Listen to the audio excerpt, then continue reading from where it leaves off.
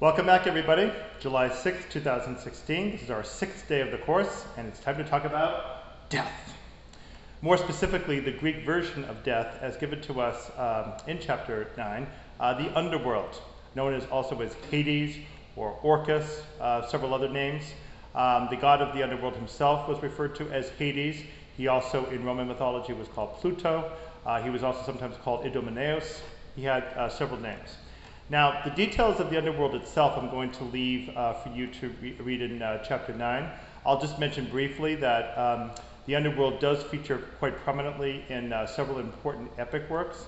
You have Homer's Odyssey, in which Odysseus is compelled to go down to the underworld to ask the deceased prophet Tiresias, the blind prophet who can foresee everything, how to make up to Poseidon. Poseidon is really angry at Odysseus because when Odysseus both sailed to Troy and then home, he refused to give Poseidon any thanks for helping him getting over there and back. And then even worse, Odysseus also ended up blinding Poseidon's son Polyphemus, the Cyclops. It's not too difficult to blind a Cyclops because there's only one eye and not two, as you're going to read shortly when you get to the Odyssey in a couple of days. In any event, Odysseus was not on Poseidon's good side. So to try to get back on his good side, he had to go consult with Tiresias, but unfortunately Tiresias was dead, a slight inconvenience. And so the only way to go and talk to Tiresias was to journey down to the underworld to do it. We also, in Roman mythology, have Aeneas, A-E-N-E-A-S. Aeneas has a somewhat more edifying reason for going down to the underworld because he is on his way from Troy to Italy to found a new colony that will eventually spawn the new city of Rome. In order to get more guidance on how that's to happen, Aeneas has been summoned by the ghost of his deceased father Anchises to come down to the underworld when he arrives in Italy, because it turns out that at the island of Cumae is where the Sibyl is located, and the Sibyl can in fact guide Aeneas directly down into the underworld from there. So both of them, in fact, traveled down to the underworld and back. You also saw the story of Orpheus, who went down to the underworld in order to try to get his wife back, Eurydice, after she had been bitten by a snake and died from the poison. Odysseus almost succeeds, but unfortunately does not quite succeed because he looked back at the wrong moment. And then there's also the god Dionysus, whom we just met in the previous chapter. Dionysus himself, as you saw, had kind of a rather tortured history. He was torn apart by Titans. He was burned up in a fireball. Then he was born out of Zeus's thigh. Who knows which of those three was actually the worst one. In any event, Dionysus was very familiar with the underworld. So he could in fact go down and back up, as by the way could Hermes. He could also go down and back up. But when Dionysus did so in one particular story, a story called Frogs by the comic playwright Aristophanes in Athens, Dionysus goes down to try to bring back the soul of the deceased tragic playwright Euripides. However, when he gets down there, he decides instead to pick the older tragic playwright Aeschylus, both of whose works you'll be reading next week. So he brings Aeschylus back because Athens is suffering in the Peloponnesian War with Sparta, and Dionysus wants Athens to get the guidance of a much older poet as to how they might be able to escape from the war. All right, so there are some examples of the underworld. So, death, there it is. Death is pretty monstrous to the Greeks. They were not happy with death. They knew that it was eternal.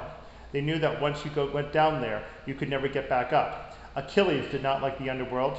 He told Odysseus on his journey down there, "I would much rather be a slave in the above world than king over all the dead." That carries more meaning than you might realize because Achilles had had an oracle previously tell him that he needed to choose between having a long, undistinguished life or a brilliant, short life. So he chose the latter. It's possible when he sees Odysseus and he has found out now what the underworld is really like, that he has come to regret that decision. But of course, with death, it's always too late. So death was seen as an eternal transition stage. And except for a few great heroes, Heracles was another one who went down to get Cerberus. Prometheus, the Titan, went down when he was being punished by Zeus. and a couple of others. But for the most part, unless you had a very special status, once you went down to the underworld, there was no returning. In fact, when Aeneas himself went down to the underworld in the poem called Aeneid by the Roman poet Virgil, he actually meets a woman named Dido, D-I-D-O, who had been the queen of a city called Carthage, south of where Rome eventually would be. Carthage was in North Africa. And Aeneas had stopped there by mistake because he got blown ashore by a storm. When he arrived at Carthage, he and Dido fell in love with each other, and they were going to get married. But then along came Mercury, the Roman Hermes, to tug on his shoulder and say, wait a minute, you can't stay here. You have to go on to Italy because that's where your fate tells you to go. And Aeneas had to leave Dido behind. She was devastated, furious. She committed suicide, and then her ghost shows up in the underworld. And Aeneas sees her down there and tries to apologize, but she won't have anything to do with it. And we'll see more about that later when we come to the Roman segment of this course. All right, so death is eternal. So does that mean that death is always a scary, frightening thing that we have to always consider terrifying? Well, as a matter of fact, if you ever have a chance to research the tarot cards, T-A-R-O-T, the tarot cards, if you go to find card number 13, X-I-I-I, that's the death card, you'll notice that although death looks pretty formidable on his horse, actually the sun is rising in the background. So in a way, death could be seen as simply, again, a transition process from one stage to another. And in fact, over time, the Greeks did consider the possibility of an afterlife that could actually be beneficial. The Romans had the Elysian fields, where in fact great heroes often went. Menelaus from the Trojan War went there, and Anchises, the father of Aeneas, was there too. That's where Aeneas found him when he proceeds to describe Aeneas, the history of Rome leading up to Virgil's current day. Of course, there were the bad parts of Hades too. Tartarus, where criminals go when they deserve eternal punishment. You have Ixion on the wheel. You have Sisyphus pushing that boulder up the hill and then having it tumble back down, and so on. And you have the Danaan women who are pouring water into jars, but they leak, and so on. But now, Lucretius is a poet in the Roman times who studied the philosophy of a Greek philosopher named Epicurus. And Epicurus believed that there was no role for gods anywhere in mankind. Instead, all of matter was composed of tiny atoms that in fact could not be seen. And the word in fact used is atom, meaning something which cannot be cut. So that is different from what an atom means in science today. But that was quite an extraordinary concept for anybody to even propose, let alone turn into a major piece of scientific or philosophical thought. So what Lucretius aimed to show in his poem was that we should not rely on religion in order to decide how to carry out matters of human life, because religion would lead us astray. Agamemnon, getting ready to go off to Troy, was suddenly confronted with an adverse wind because he had to make up to Artemis, the hunting goddess. Previously, he had shot a stag, and then when he brought it down, he boasted, "I'm such a wonderful hunter," and he thanked all the gods except Artemis. So she punished him by forcing him to sacrifice his daughter Iphigenia in order to gain entryway on the water to go over to Troy. That, by the way, was one of the chief motivating factors for Clytemnestra's decision to murder him when he arrived home from Troy. But the point is that Lucretius pointed to this story as an example of the misdeeds that will be committed by those who are carried away with fear inspired by religion. And he wanted very much to free humans from the fear of religion. Especially, he wanted to fear them from the fear of death. And he stated in the third of his 6 books that death was nothing more than the release by the body of all the very fine atoms in the center of the body that form the soul. That the body would simply release the soul would get scattered everywhere, and eventually, in time, the soul atoms would get reconstituted and would form some new life, and that life would continue.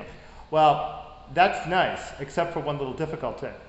if you want to believe in a favorable afterlife, the idea that your soul atoms just get coughed up and that they have no memory of anything about you from before, so that your name is lost to the winds essentially, and then your atoms get circulated everywhere and you might get reformed into, say, a frog, isn't exactly appealing. So that particular philosophy did not end up being one of the more popular ones in either the ancient Greek or Roman worlds. And the fact that it also called for pleasure or peace of mind to be at the center of morality didn't stick well with Stoics, who were a lot sterner about the way that they viewed life. So that philosophy did not get a large audience, but Lucretius himself, nonetheless, was a close proponent of it, and he did aim to free people's minds from the fear of death as a result of it. The idea of the atom, by the way, is kind of an interesting one because the Greeks had a couple of paradoxes. I'll conclude with this. They had one in particular about an arrow being shot in the middle of the air like this. What would happen if the arrow were to stop like this and somebody were actually to photograph it? Would that arrow be in motion or would it actually be still? It's actually hard to tell. There was also, of course, the famous paradox about Achilles running after a tortoise. Here's the slow-moving tortoise. Here's Achilles, who's the fastest runner in mythology. But the belief was that every time he would have the distance between them himself, there'd be no way to catch up, so the tortoise would actually win. That actually was solved by the concept called the infinitesimal in modern scientific thought. The infinitesimal is essentially the equivalent of the ancient atom. It's basically a quantity that's not zero, but which itself cannot be divided any further.